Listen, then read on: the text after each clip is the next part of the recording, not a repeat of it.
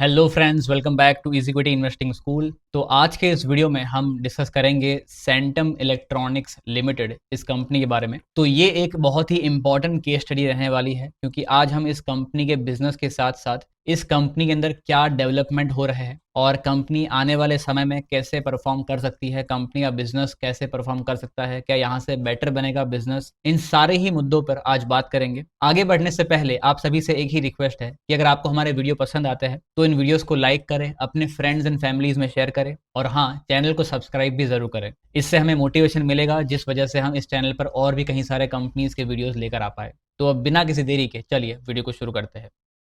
तो देखो, centum electronics का जो मेन बिजनेस है, आइए सबसे पहले उस पर बात करते हैं। तो सेंटम इलेक्ट्रॉनिक्स, इसका सबसे पहला इंपॉर्टेंट बिजनेस सेगमेंट है ईएमएस बिजनेस, यानी कि इलेक्ट्रॉनिक मैन्युफैक्चरिंग सर्विस। तो ये एक ईएमएस कंपनी है। ईएमएस कंपनीज यानी कि जो इलेक्ट्रॉनिक्स के अंदर के स्पेयर पार्ट्स, उसकी सर्किट्स, उसके पीसीबीज बनाती है, या फिर इलेक्ट्रॉनिक्स प्रोडक्ट्स की कंप्लीट मैन्युफैक्चरिंग भी करती है। तो ऐसी कंपनीज जो है वो हमने अपने चैनल पर पिछले कुछ वीडियोस में भी कवर करी है, जैसे कि इज्मो हो गया या फिर सिरमा एसजीएस हो गया। लेकिन यहाँ पर कुछ छोटा सा फर्क है। वो एग्जैक्टली क्या है कि इसमें क्या होता है कि क्लाइंट कंपनीज को डिज़ाइन देता है।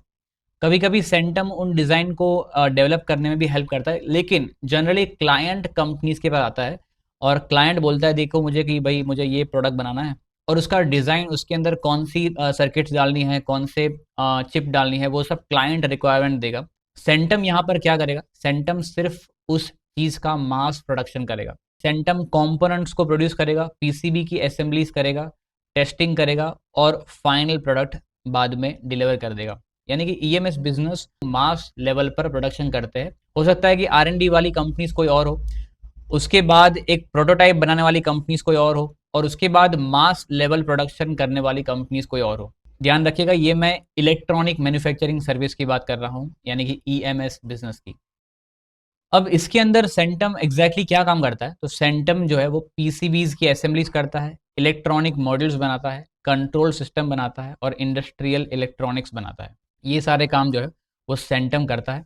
अगर हम एग्जैक्ट प्रोडक्ट की बात करें तो यहाँ पर industrial measurement and controller, digital x-ray जो हेल्थ केयर में यूज होता है, control boards, communication equipment, fertility kit के अंदर यूज होने वाले EMS products, battery management system, MK2 encoder, ये जो होता है वो इलेक्ट्रिक व्हीकल्स के अंदर यूज होता है, और HV इन्वर्टर्स, ये जो होता है वो इलेक्ट्रिक बसेस के अंदर यूज होता है। ऐसे ही डिफेंस के भी कई सारे प्रोडक्ट जो है वो कंपनीज बना रही है। तो डिफेंस के प्रोडक्ट्स की लिस्ट आपको यहाँ पर मिल जाएगी। तो ओवरऑल अगर आप देखें तो ये कंपनी जो है वो इंडस्ट्रियल और मेडिकल सेक्टर में काम करती है, फिर उसके बाद इलेक्ट्रिक मोबिलिटी के अंदर यानी कि ईवीज के अंदर काम करती है, और उसके बाद डिफेंस के अंदर काम करती है। तो अगर आप देखें ध्यान से, ये तीनों ही जो है वो हाई मार्जिन सेक्टर्स है, यानी कि इंडस्ट्रियल और मेडिकल के अंदर यूज होने वाले इलेक्ट्रॉनिक्स आइटम, मतलब बहुत ही मास लेवल पर और बहुत ही आम तरीके से उनका प्रोडक्शन नहीं होता। जैसे अगर मान लो कि मैं कोई ब्लूटूथ यूज कर रहा हूँ, कोई ब्लूटूथ हेडफोन या वायरलेस हेडफोन यूज कर रहा हूँ, या कोई नॉर्मल इलेक्ट्रॉनिक आइटम जैसे कीबोर्ड माउस हो गया, जैसे या कोई भी हमारे घरों में यूज होता है, नॉर्मली जो हम यूज करते हैं उसका काफी ज्यादा मास प्रोडक्शन करना होता है, यानी कि उसमें मार्जिन बहुत कम होता है। सेंटम हालांकि वैसे प्रोडक्ट्स में काम नहीं कर रहा जिसमें मार्जिन बहुत कम है, लेकिन हाँ, ये कहीं ना कुछ वैल्यू एडेड प्रोडक्ट्स में ही काम कर रहा है, जैसे डिफेंस हो गया या ईवीज हो गया या फिर मेडिकल या फिर इंडस्ट्रियल इलेक्ट्रॉनिक्स प्रोडक्ट हो गए। तो सेंटम ये सारे प्रोडक्ट्स बनाता है, इन सारे प्रोडक्ट्स के अंदर की इलेक्ट्रॉनिक्स मैन्युफैक्चरिंग करता है। अब आइए बात करते हैं इस कंपनी के दूसरे बिजनेस सेगमेंट की, जो है BTS, यानी कि बिल्ड टू स्पेसिफिकेशन।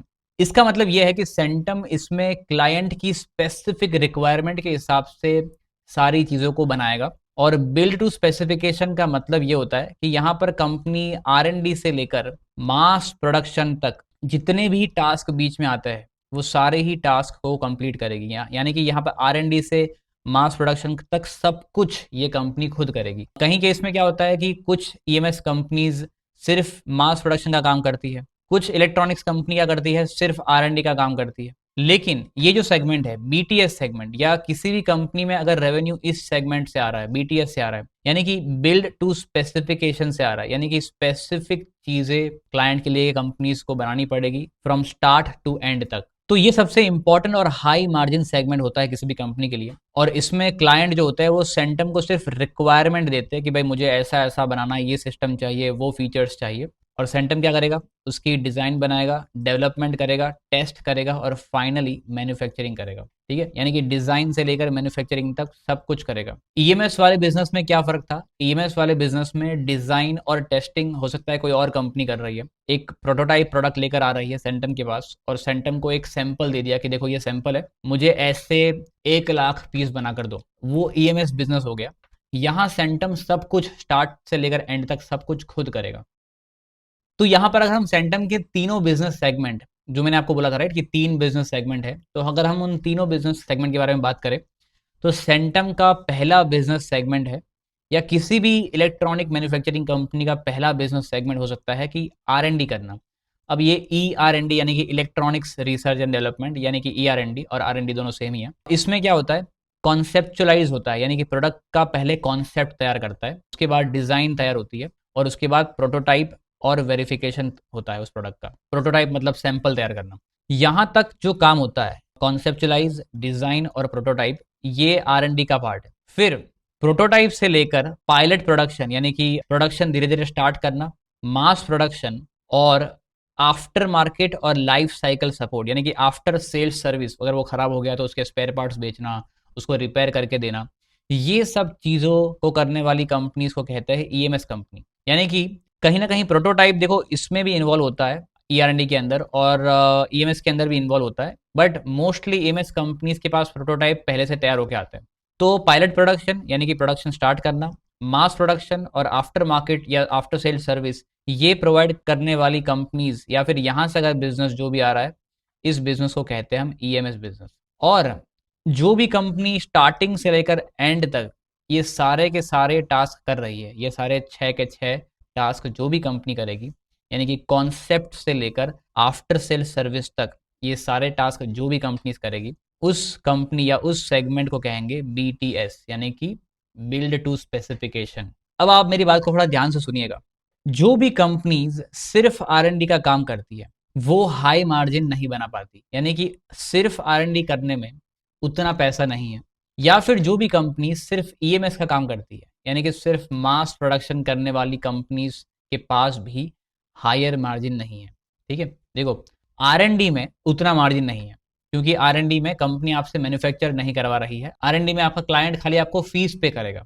और मास प्रोडक्शन में उतना मार्जिन इसीलिए नहीं है क्योंकि मास प्रोडक्शन में आपको दिमाग नहीं लगाना है, आपको खाली क्लाइंट ने जो बोला वो बना के देना है, आपका अपना कोई ब्रेन यूज नहीं करना है। जो प्रोटोटाइप जो सैंपल दिया है उसको एग्जैक्टली बनाओ और छोड़ दो, और वो करने वाली भी कई सारी कंपनीज है। लेकिन जो कंपनीज बीटीएस करती है, यानी कि बिल्ड टू स्पेसिफिकेशन, इस सेगमेंट में आती है, वो क्लाइंट की रिक्वायरमेंट को समझती है, उसके कॉन्सेप्ट को स्पेसिफाई कॉन्सेप्चुलाइज करती है, डिजाइन बनाती है और प्रोटोटाइप बनाती है। अब आप समझिए, अगर ये प्रोटोटाइप के बाद मास प्रोडक्शन भी उसी कंपनी को करना है जिसने आर एन डी करी है, तो वो आर एन डी ही वैसी करेगा, वो प्रोटोटाइप ही वैसा बनाएगा जिसकी वजह से उसका मास प्रोडक्शन आसान हो जाए और मास प्रोडक्शन के अंदर मार्जिन बढ़ जाए।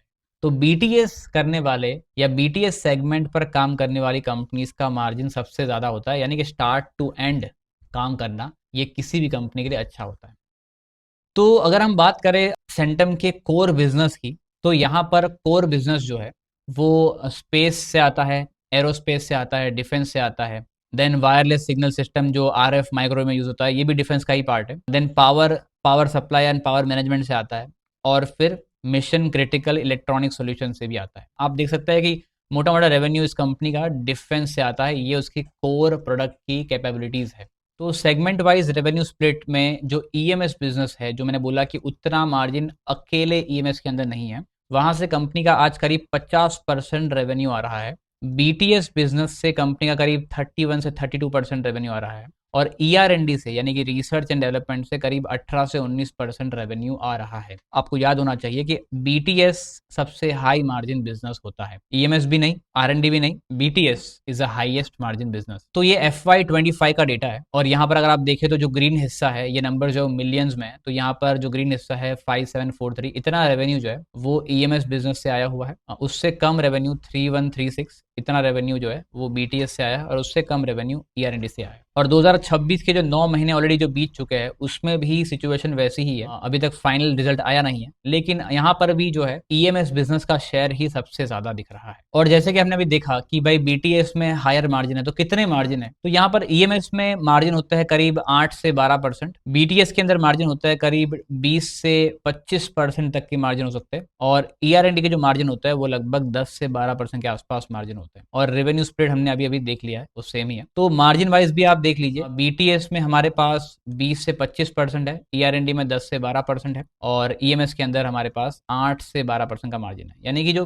EMS बिजनेस है जहां से कंपनी का अभी सबसे ज्यादा रेवेन्यू आ रहा है, वो सबसे ज्यादा मार्जिन वाला बिजनेस नहीं। यानी कि रेवेन्यू तो कंपनी कमा रही है, सेल्स तो आ रहा है, वॉल्यूम तो आ रहा है, लेकिन मार्जिन यानी कि प्रॉफिटेबिलिटी दिखाई नहीं दे रही है। तो हम अभी देखेंगे कुछ समय के बाद कंपनी का P&L स्टेटमेंट भी, तो उसके अंदर भी ये जो इफेक्ट है वो दिखाई दे रही है, वो मैं आपको दिखाऊंगा। जैसे कि यहाँ पर देखिए जो रेवेन्यू है वो तो आपको लगातार बढ़ता हुआ दिख रहा है। यहाँ पर 2022 में कम हुआ था, ड्रॉप आया था, लेकिन उसके बाद 923 करोड़, फिर 1000, फिर 1100, फिर 1200, देखो रेवेन्यू तो बढ़ रहा है लगातार, राइट। लेकिन जो मार्जिन है वो यहाँ पर एक बार 20-21% के आसपास था 2014-15 में, चलो तो बहुत पुरानी बात हो गई। उसके बाद 2018 में बहुत कम हो गया था, बट उसके बाद भी अगर मार्जिन अगर आप देखें तो वो सिंगल डिजिट के आसपास ही है, यानी कि 10% भी मुश्किल से गए हैं, 9 और 8% के बीच में स्टक है। तो देखिए यहाँ पर आपको एक जनरल एक कॉमन डाउट आना चाहिए किसी भी सेगमेंट में। जैसे यहाँ पर देखिए इसका मार्जिन मैं एवरेज ले लेता हूँ, लेट से इसका मार्जिन 10% है, इसका मार्जिन अगर हम लोअर एंड पे भी लेते हैं तो इसका मार्जिन लेट से 20% है, और इसका भी अगर हम लेते हैं लोअर एंड पे तो इसका भी 10% मार्जिन है ना। मैंने यहाँ पर एवरेज ले लिया थोड़ा, यहाँ पर लोअर एंड लिया 20%, यहाँ पर भी लोअर एंड ले लिया 10%। तो एक बिजनेस का 10%, दूसरे का 20%, तीसरे का 10%, अगर इतना मार्जिन है और इन तीनों से मिलाकर टोटल रेवेन्यू जितना भी आ रहा है, उस टोटल रेवेन्यू का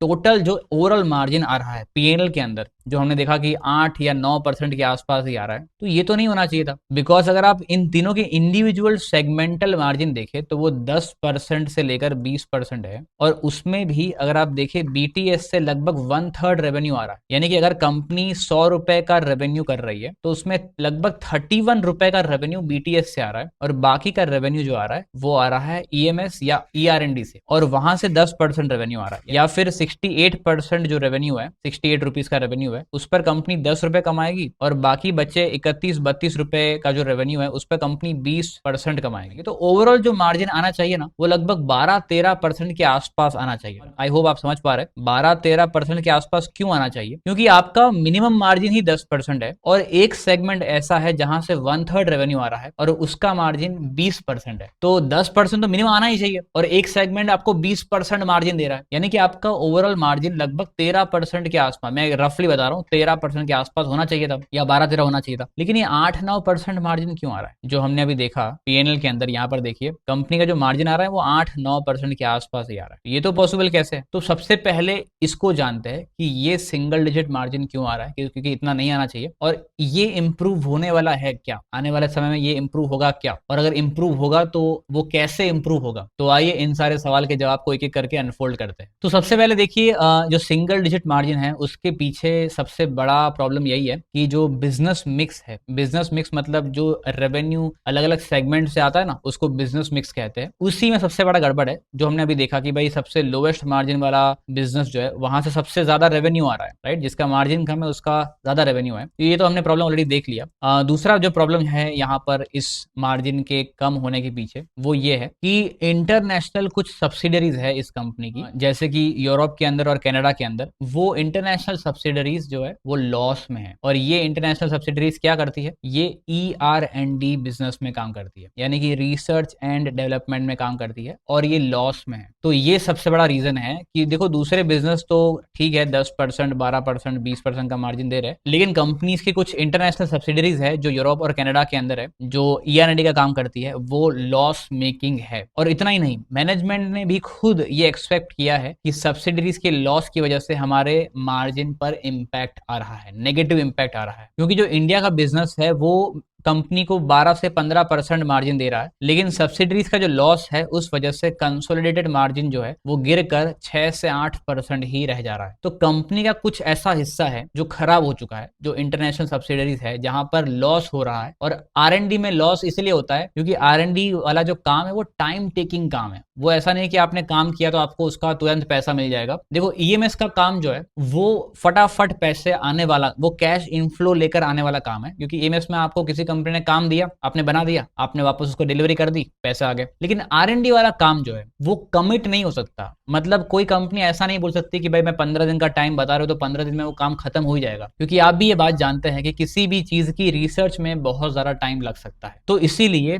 ये सबसे बड़ा मेन फैक्टर है जो कंपनी के मार्जिन को बढ़ने नहीं दे रहा है। फिर उसके बाद यहाँ पर एक और चीज जवाबदार है कंपनी के मार्जिन को नीचे रखने में, वो है अंडर यूटिलाइजेशन। तो देखो कंपनी ने यहाँ पर क्या किया है कि कहीं सारे जगह पर केपेक्स कर दिए है, और केपेक्स मतलब नए प्लांट्स डाल दिए हैं। जैसे कि एरोस्पेस के अंदर कंपनी ने हाल ही में एक्सपेंशन किया है, तो नए प्लांट्स डाल दिए है, केपेक्स हो चुका है, कैपेसिटी बनकर रेडी हो चुकी है, फैक्ट्रीज बनकर रेडी है, प्लांट्स बनकर रेडी है। लेकिन वहां पर क्या हो रहा है कि ऑर्डर धीरे धीरे ग्रेजुअली आ रहा है। मान लो कि एग्जांपल दे रहा हूं कि आपने 1 लाख यूनिट पर ईयर ऐसा बनाने वाली एक फैक्ट्री सेटअप कर दी कि भाई वो 1 साल में 1 लाख यूनिट बनाएगा, वैसी एक फैक्ट्री सेटअप तो कर दी है। लेकिन क्या आपको पहले ही साल से उस फैक्ट्री में 1 लाख यूनिट बनाने के ऑर्डर्स मिल जाएंगे? नहीं, ये जरूरी नहीं है। तो हो सकता है कि आपको पहले साल 20,000 यूनिट बनाने के लिए ऑर्डर मिले, फिर अगले साल 30,000 के ऑर्डर्स मिले, फिर अगले साल 50,000 यूनिट्स के ऑर्डर मिले। ऐसे करते करते आपकी फैक्ट्री की जो यूटिलाइजेशन है वो पूरी धीरे धीरे बढ़ेगी। तो अभी क्या हो रहा है कि ऑर्डर्स जो वो ग्रेजुअली मिल रहे हैं, कैपेसिटी तो बन चुकी है। तो जब भी कोई फैक्ट्री बन जाती है तो उसके कुछ फिक्स कॉस्ट भी वहां पर शुरू हो जाते हैं, जैसे कि इलेक्ट्रिसिटी या एम्प्लॉय कॉस्ट या सैलरी या स्टाफ का वेजेस। तो ये सारा जो कॉस्ट होता है ना वो फिक्स कॉस्ट होता है। जब तक रेवेन्यू एट पार से ज्यादा नहीं आता तब तक वो फैक्ट्री, वो इंडिविजुअल फैक्ट्री प्रॉफिटेबल नहीं होती है। तो जब ये रेवेन्यू धीरे धीरे ग्रेजुअली इंक्रीज होना शुरू होगा, जब इनकी कैपेसिटी बढ़ेगी, तब जाकर हो सकता है कि मार्जिन बढ़ना शुरू हो जाए। अभी तो ये अंडर यूटिलाइजेशन में है, यानी कि ये जितना यूज होने चाहिए उतने यूज नहीं हो रहा है, अंडर यूटिलाइज्ड है ये फैक्ट्रीज। तो कंपनी ने देखते हैं कि आने वाले समय में ये यूटिलाइज होने वाली है कि नहीं, लेकिन अभी तो ये सिचुएशन है। फिर उसके बाद चौथा जो रीजन है कि मार्जिन क्यों इंक्रीज नहीं हो रहा है, वो है EMS के प्राइसिंग प्रेशर। जैसे मैंने बोला कि EMS बिजनेस में रेवेन्यू तो फटाफट आता है, लेकिन उसमें क्या है कि मार्जिन प्रेशर होता है, क्योंकि ये कंपनी का खुद का दिमाग लगाने वाली बात नहीं। EMS बिजनेस में कोई भी कंपनी EMS मैन्युफैक्चरिंग वाली ये सेम काम कर देगी, और वहां पर जो सस्ता काम करेगा, क्योंकि देखो मैंने एक प्रोटोटाइप दे दिया है, एग्जैक्ट मैंने प्रोडक्ट बनाकर दिया है, एक सैंपल दिया है, वैसे ही सेम सैंपल मान लो 1 लाख क्वांटिटी में या 2 लाख या 10 लाख यूनिट्स बनाने हैं कंपनीज को, EMS प्लेयर्स को, तो वो सेम टाइप में जो सस्ता बनाकर देगा, same units, same sample, same products, वही कंपनी को मैं ऑर्डर दूंगा। इसीलिए यहाँ पर अपने आप मार्जिन प्रेशर होता ही है। तो इस प्राइसिंग प्रेशर की वजह से क्लाइंट के पास पावर होता है प्राइस डिसाइड करने का, और प्राइस नेगोशिएशन यहाँ पर बहुत ही टाइट होता है। तो इसलिए यहाँ पर मार्जिन पर एक कैप लग जाता है। ग्रोथ के लिए EMS देखो जरूरी तो है, क्योंकि यहाँ से रेवेन्यू सबसे ज्यादा आता है, पैसे फटाफट मिलते हैं, क्योंकि बनाकर दे दिया तो पैसे मिल जाएंगे। लेकिन मार्जिन यहाँ पर थोड़े से डाइल्यूट हो जाते हैं, मार्जिन कम हो जाते हैं, तो ये आपको समझना पड़ेगा। तो अभी कंपनी की चौथी जो रीजन है जो ओवरऑल मार्जिन को नहीं बढ़ने दे रहे हैं, वो यही है कि जो सबसे लोअर मार्जिन सेगमेंट है वहां से सबसे ज्यादा रेवेन्यू आ रहा है। तो देखिए हमने प्रॉब्लम्स की तो बात कर ली, अब आइए देखते हैं कि ये मार्जिन का प्रेशर है वो कैसे हैंडल होगा, और ये मार्जिन इंप्रूव कैसे और कब होने वाला है, और इसे इंप्रूव करने के लिए कंपनी क्या स्टेप्स लेने वाली। तो जैसे कि हमें पता है कि BTS वाले सेगमेंट में जहां पर हायर मार्जिन बिजनेस है जो उसका शेयर प्राइस कंपनी अगर इंक्रीज करे तो ओवरऑल मार्जिन कंपनीज के बढ़ सकते हैं, जो आने वाले समय में कंपनीज को ग्रो कर सकता है। तो कंपनी क्या प्लान कर रही है कि डिफेंस स्पेस के प्रोजेक्ट्स बढ़ाना चाहती है, जो BTS के प्रोडक्ट्स होते हैं। देखो डिफेंस और स्पेस के प्रोडक्ट में बिजनेस टू स्पेसिफिकेशन या बिल्ड टू स्पेसिफिकेशन प्रोडक्ट्स ही होते हैं। मतलब वहां पर आपको क्या लगता है डिफेंस में या स्पेस में हमें 2 लाख क्वांटिटी में या 10 लाख यूनिट्स थोड़ी बनाने होते हैं। वहां पर स्पेसिफिकेशन को ध्यान में रखते हुए कुछ नंबर ऑफ यूनिट्स बनाने होते हैं, लेकिन उसमें मार्जिन काफी ज्यादा होता है। तो ये कंपनी बोलती है कि ये high value design led projects होते हैं। कंपनी इन्हीं प्रोजेक्ट्स को लेना चाहती है जिससे आने वाले समय में मार्जिन इंप्रूव हो, और कंपनी बार बार एजीएम्स में और अपनी मीटिंग्स में भी यही बोल रही है कि वो फोकस करेगी, इंक्रीज करेगी। किसमें इंक्रीज करेगी? शेयर को बिल्ड टू स्पेसिफिकेशन वाले सेगमेंट से रेवेन्यू ज्यादा कैसे लाया जाए, इसी पे अपना फोकस करेगी और वहां से ही अपना बिजनेस का सेगमेंट का शेयर इंप्रूव करेगी। फिर दूसरा मुद्दा क्या उठा रही कंपनी कि भाई वो मार्जिन कैसे इंप्रूव करेगी? तो जो अपनी लॉस मेकिंग सब्सिडरी है ना कंपनी की, जो हमने देखा था कि यूरोप में और कनाडा के अंदर थी, उस लॉस मेकिंग सब्सिडरी के बिजनेस को थोड़ा सा कम कर देगी या बंद कर देगी। कुछ हिस्सों को वो बंद करना चाहती है, कुछ हिस्सों को वो कम करना चाहती है, बिजनेस को स्केल डाउन करना चाहती है, स्केल अप नहीं। तो मैनेजमेंट ने एक्सेप्ट किया है कि भाई यूरोप के R&D बिजनेस वीक है और इसके अगेंस्ट क्या एक्शन लेने वाली है? कॉस्ट को ऑप्टिमाइज करेगी, क्लाइंट मिक्स को इंप्रूव करेगी और कुछ केसेस में कुछ प्रोजेक्ट से एग्जिट करेगी या स्केल डाउन भी करेगी। और इस तरीके से कंपनी क्या करने वाली है? वो अपने सब्सिडरी के लॉसेस को रिड्यूस करने वाली है।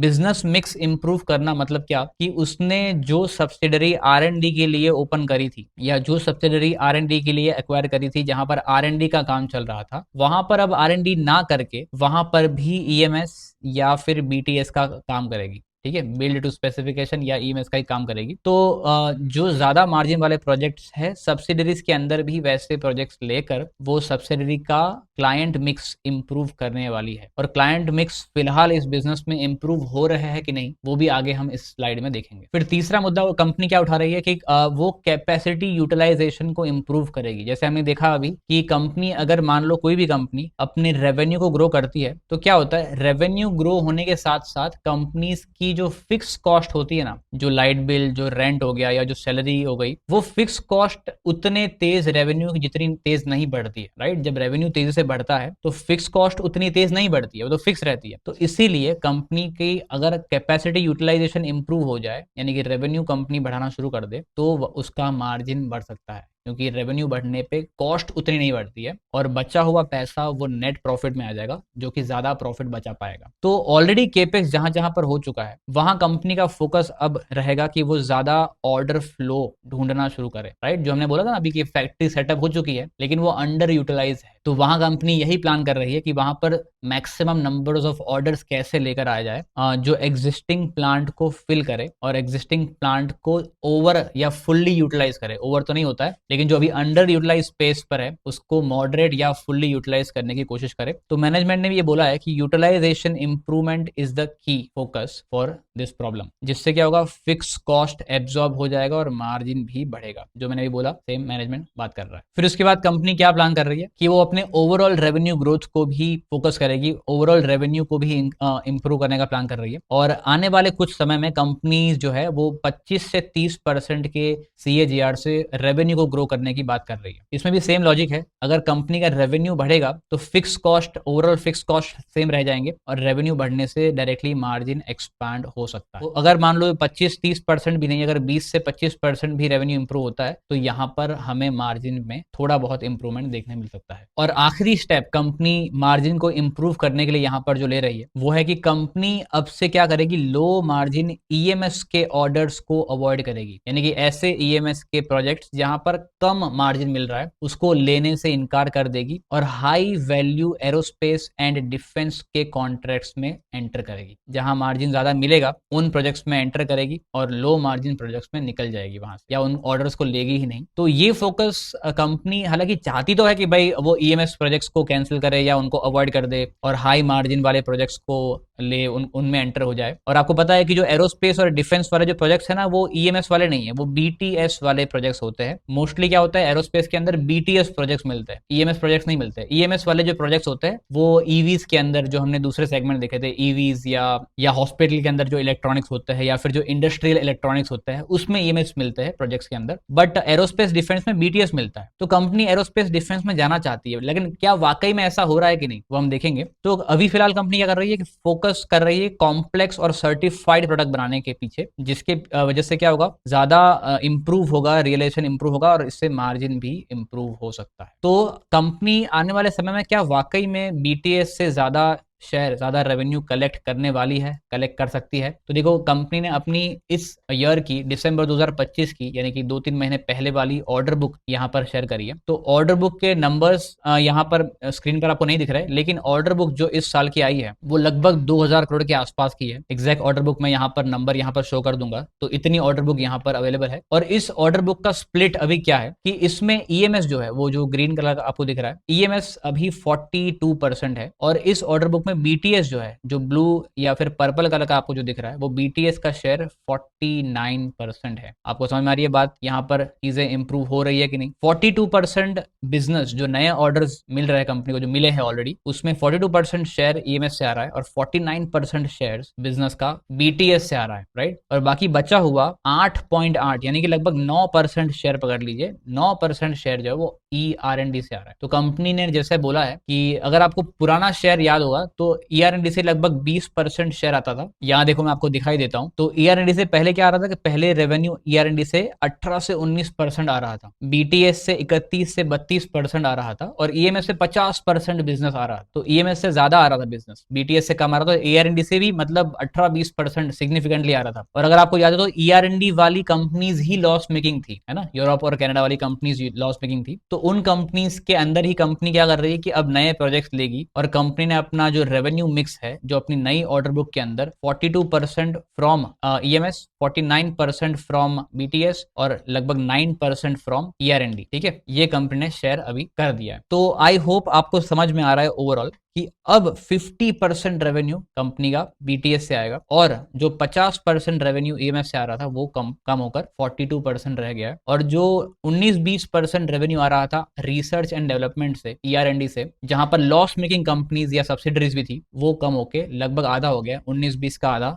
9% हो गया। तो इस स्ट्रक्चरल इंप्रूवमेंट की वजह से, इस स्ट्रक्चरल चेंज की वजह से हो सकता है कि आने वाले समय में हमें कंपनी के मार्जिन इंप्रूव होते हुए दिखे और कंपनी के रेवेन्यू, जो प्रमोटर ने बोला है कि मीटिंग में कि 20 से 25 या 30% तक रेवेन्यू इंप्रूव करेंगे ईयर ऑन ईयर। तो अगर वो रेवेन्यू भी इंप्रूव हुए तो यहाँ पर डेफिनेटली हमें कंपनीज के नेट प्रॉफिट के अंदर बढ़ोतरी देखने मिलेगी। और अगर नेट प्रॉफिट बढ़ेगा तो ईपीएस बढ़ेगा, ईपीएस बढ़ेगा तो पी रेशो कम होगा और उससे हो सकता है कि कंपनी के मार्केट कैप में यहाँ पर एक इंप्रूवमेंट देखने मिले, कंपनी आने वाले समय में ग्रो कर सकती है। लेकिन इस वीडियो में मैं कोई भी रिकमेंडेशन आपसे शेयर नहीं कर रहा हूं, मैं सिर्फ बिजनेस को समझना कैसे है, एक अच्छे बिजनेस को स्टडी कैसे करना है। अगर आप डेप्थ में जब तक स्टडी करेंगे नहीं तब तक आपको उस बिजनेस को, उस कंपनी को होल्ड करने के लिए कॉन्फिडेंस बिल्ड ही नहीं हो पाएगा। अगर आप चाहे कितने भी यूट्यूब वीडियोस देख लो, कहीं से शेयर की टिप ले लो, टिप लेकर आपको उस बिजनेस को, उस कंपनी को होल्ड करने में कॉन्फिडेंस फील नहीं होगा। तो बिजनेस को पढ़ना ऐसे है। मुझे ये कंपनी अच्छी लग रही है लेकिन मैंने इस वीडियो के अंदर इस बिजनेस को लेकर जो रिस्क है उसे कवर नहीं किया है। हो सकता है कि मैं आने वाले कुछ समय में कुछ वीडियोस बनाऊं जिसके अंदर मैं इस कंपनी में क्या क्या रिस्क फैक्टर शामिल है उसको भी कवर करूं। और अगर आप चाहते हैं कि मैं इस कंपनी के रिस्क फैक्टर वाला वीडियो जल्दी लेकर आऊं तो मुझे कमेंट में लिखकर जरूर बताएं। और हाँ, वीडियो अच्छा लगा हो तो लाइक और शेयर जरूर करें और अगर आपको हमारा चैनल पसंद आ रहा है तो हमारे चैनल को सब्सक्राइब भी जरूर करें। तो अब मिलते हैं अगले वीडियो में कुछ ऐसे ही इंटरेस्टिंग टॉपिक के साथ। तब तक के लिए बाय बाय, टेक केयर और धन्यवाद।